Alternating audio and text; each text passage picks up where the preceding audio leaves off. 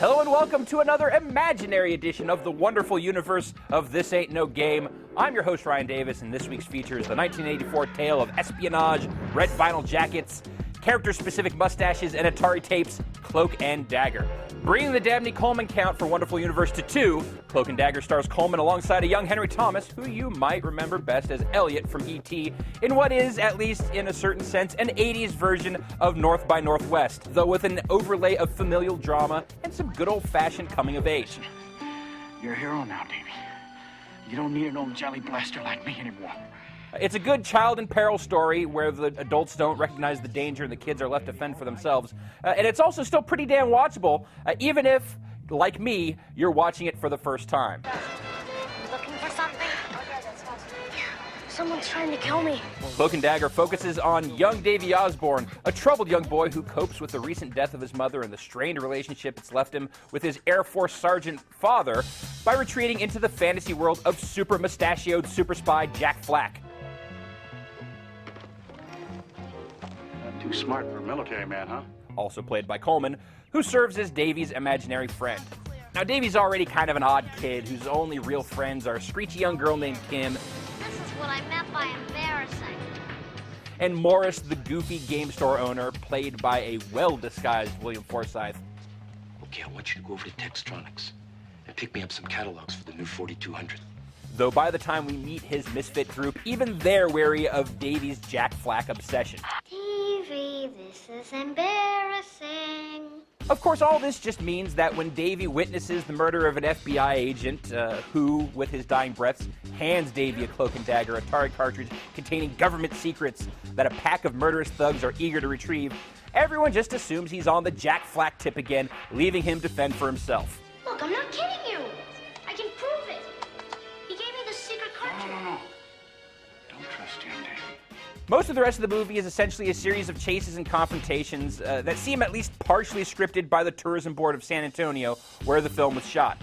It can be a little goofy with thugs Kool-Aid manning it through glass doors and getting suckered by squirt guns, and there's some inexplicably, irrationally convenient behavior from random strangers. But it's got some good twists, and it has a good knack for regularly pulling the rug out from under both Davy and the villains. Something wrong, Davy? Despite the fact that Davy relies on the advice of his imaginary friend to get out of his sticky wickets, there's a decent sense of danger in Cloak and Dagger, something that young Henry Thomas sells quite well. As the dangerous and violent realities of Davy's situation begin to escalate along with the body count, a rift starts to form between him and Jack. This had the potential to escalate into a weirdly dark, like Fight Club-style multiple personality schism, though instead it forces Davy to grow up a little bit. It also ends up bringing him and his father close together for the explosive and heartwarming finale.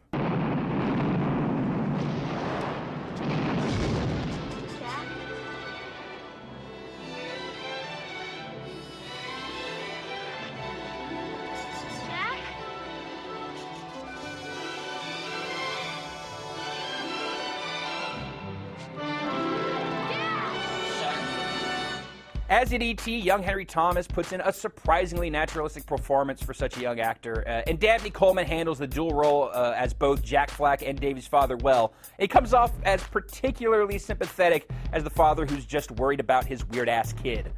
If there's a weak link in Cloak and Dagger, it's Davy's little friend Kim, who seems to just shout all of her lines. I know it's not cool to pick on little kids, but putting her opposite Thomas really doesn't help. Look, would you just stop that plane from boarding before they take off in it? I think we better talk to the chief. While the video game in Cloak and Dagger mostly just serves as a plot device, Atari actually worked with the filmmakers, renaming a game they were developing called Agent X to better tie it into the movie. It doesn't really matter in the context of the movie, but, fun fact.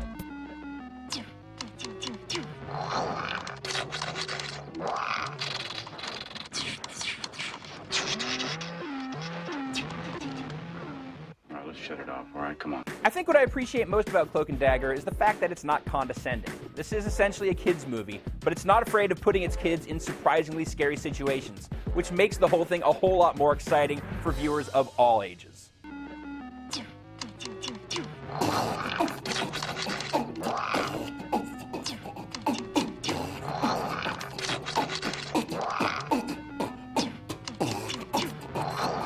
All